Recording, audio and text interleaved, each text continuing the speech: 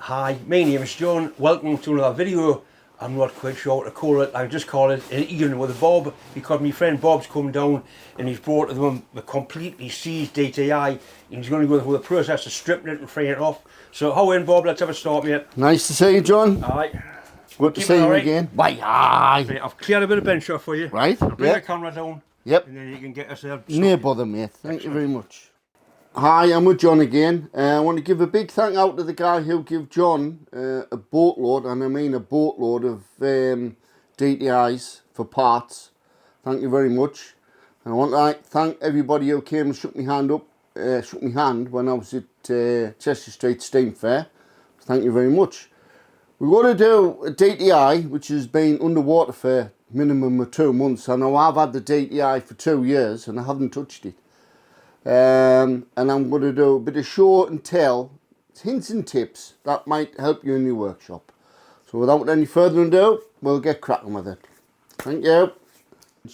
We've got a DTI now. This is not my DTI, it's John's DTI. Now I have a DTI similar to this at work, and at work it's a dusty, dirty environment. And if I say a thing called bell jars, right? Now some of you know what a bell jar is, some of you don't. More prevalent in the clock and watch industry and instruments and all that sort of stuff. So to protect me DTI at work, what I've done, you can do it at home, is I've getting one of these. It's a pop bottle. That's wet, because I've just washed it out. I've just finished it. Cut the bottom off. If you've got a 3D printer, print a ring, supporting ring, because it's a bit flexible, and you can put it over your DTI like that. Just stop smoke, dust. If you've got a workshop which is dual use, you do metalwork as well as woodwork. As you know yourself, wood dust gets all over the place. That'll protect it. But you must remove the cap, the blue cap, because obviously that's wet. You can see it's wet. If that's keep the lid on, acts as like a mini greenhouse, you're just going to get the rust. Now there is a reason I've got this, and I'm going to show you it on the DTI. So we'll get this out the way. Now this is the DTI in question. It's absolutely seized solid. Right? Now the problem is with it, belonged to a friend of mine. He went away on holiday. He has family in Australia. He was in Australia for 2 months. He didn't know his garage roof sprung a leak. This lived in, I'm not going to empty it all. It lived in a plastic tub. Take the lid off. Imagine this is the plastic tub. It lived in a plastic tub. His garage roof leaked. That filled up with water, and the DTI was, for at least however long, was immersed in water. There's a close up in the camera. Right. Correct. All right. Yeah. Now I'm going to ask John if he's got a Stanley knife blade or a craft knife blade while I cut this off. This is hence the pop bottle. Right. Want to cut that off. Put it round. If you've got somewhat what looks like that's a bit of plastic, right? Now you need to make sure it'll go where you want it to go, and I'll show you where it wants to go. Put it round. It doesn't have to be dead perfect. I'm not the best with a pair of scissors. Now all DTIs, the ones I've worked on, the movement doesn't come out from the back, it comes out from the front. Now I've shown you how to make a new lens for the front. Pound from the boat sale, these guns I got these from. They're a branded make, they're made by Stanley. Right, now we're going to take, this is the reveal. I've never ever had the back off of this, so I don't know what to expect on the inside, except I know it's seized. Alright. I'm still in camera. John's got me things. Now I'm not hopeful that I can rescue this, but if I do, I do. If I don't, I don't. But it's just basically, oh dear, how sad. Never mind. I don't know if John can get that to focus on there. It's full of rust. Right. Now, some of you might think, oh yeah, well, get your magic blue tin out and squirt it, and you cannot do that because you need to protect the dial. If you put anything, anything what's got a solvent inside that can actually attack the dial. So this is where the thin bit of plastic comes in.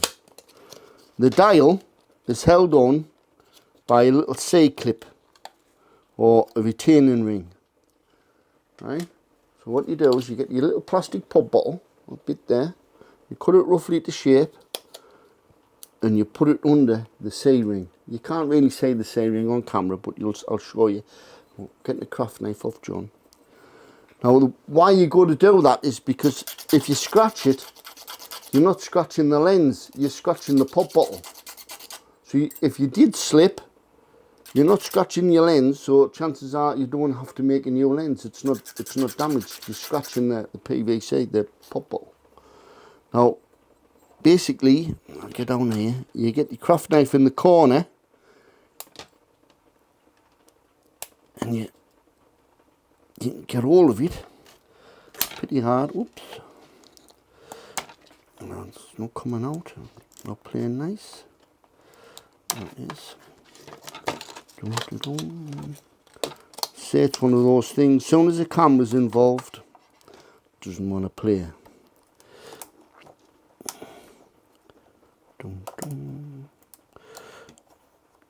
There we go. Well, that's the ring there. Oh, I'm bleeding. That's the ring. That's a retaining ring.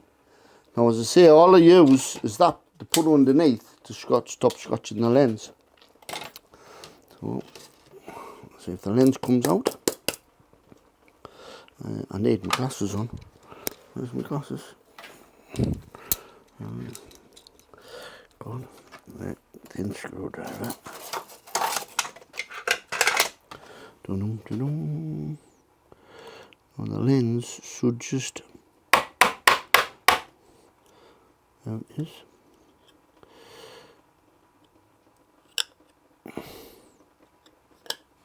Now I can clean that lens with a bit of metal polish, and like I've shown you before, when you've got one what's slightly scratched and whatever. So now you've got to take the hands off. Remember these? All these sticks.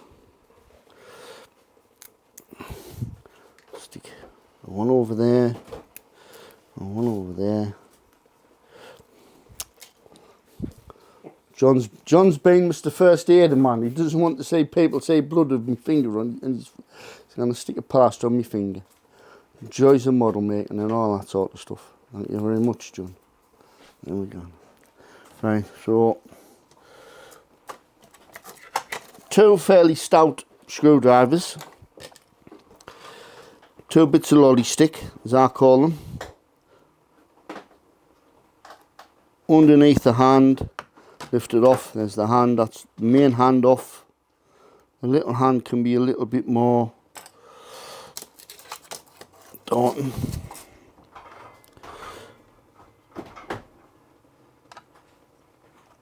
And of course it's off. So that's the hands off, get rid of them. Down the again, bang it on the bench a bit. Again, you can use your bit of plastic that you've cut off the pop bottle just to protect the dial. Right, I'm just putting a bit underneath there. I'm going to use a screwdriver. Sorry if I keep going out of shot. I want to put the screwdriver, because that ring, the retaining ring, is it's corroded. But I'm protecting the dial as much as I possibly can with a bit of plastic. Right, see what I'm doing? I'm lifting that up. Don't try and get it all in at once. Just a bit at a time. As I say, I'm hopeful I can get it repaired, because I do have some spare parts. And the next video will be of it all up and running.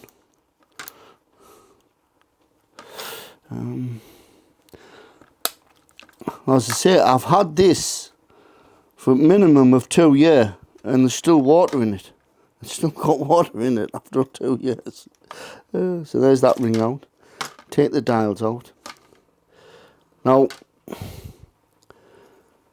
the dials is okay, they just need cleaning. It's still got water in. But the pivots, you know, can't really see, but the pivots are rusted.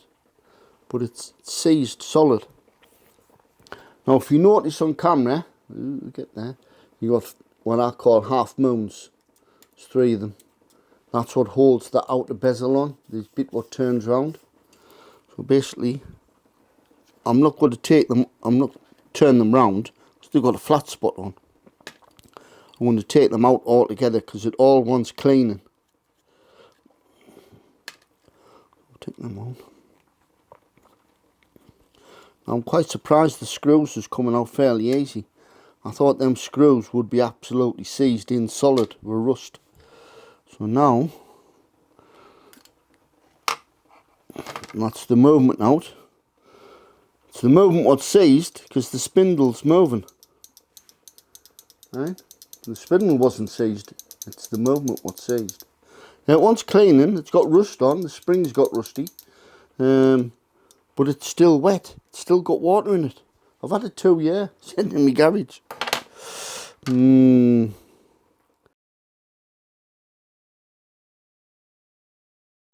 just going to give, this is a brass wire brush. I'm just going to give it a tittle on the other side. The pointer side, as I call it. Basically to knock any rust off. Because we've got to take it apart. But it doesn't move, it's seized. Find the appropriate screwdriver.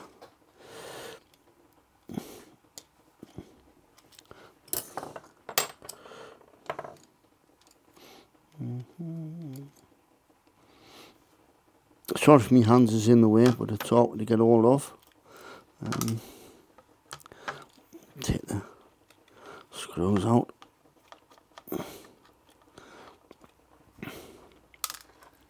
Put them in there.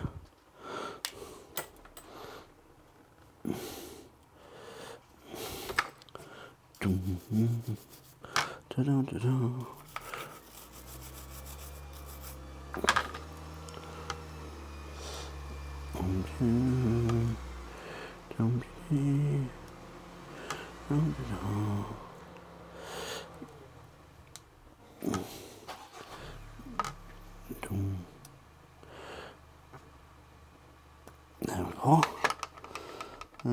That one's seized in. Absolutely seized. Take it apart. Okay, close-up shot. I'll need a bit. Yeah. Show you the rusty bits.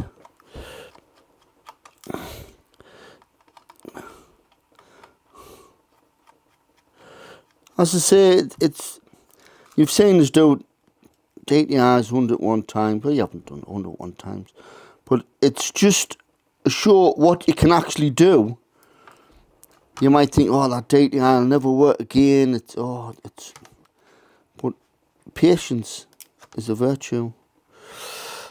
That's on. No, that's gonna retaining pin in. That retaining pin needs to come out. It's a little tapered pin. There it is. There. That comes off there. That's seized in. Wiggle it around. It'll come out. Put it down out there. It'll come out. It'll come out. Well, John's going to have a video. Oh, what video? A close-up of all the rusted parts. There we go.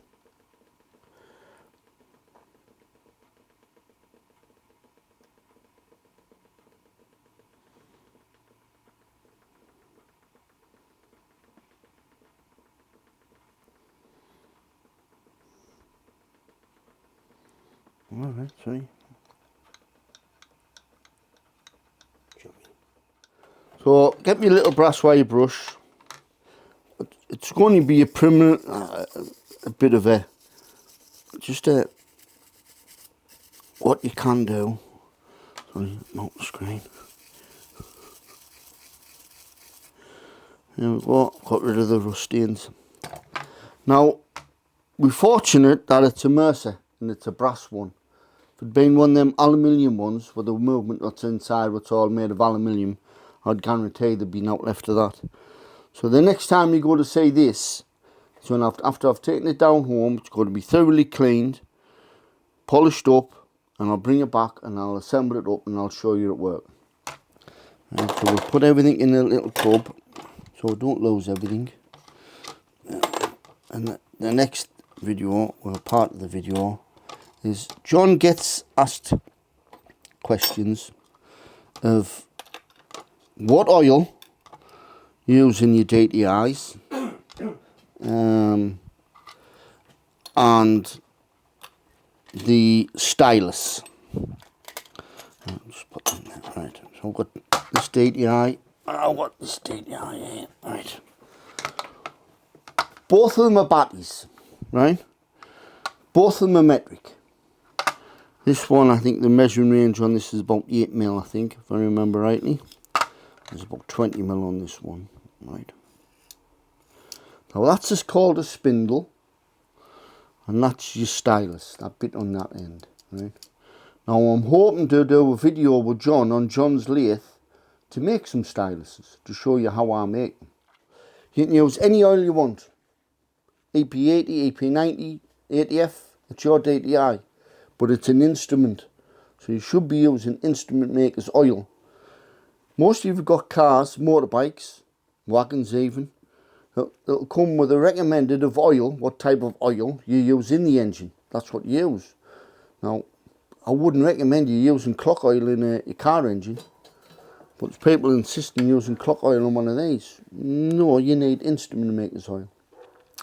So that's it, boys and girls and everybody. I hope that little video was being helpful.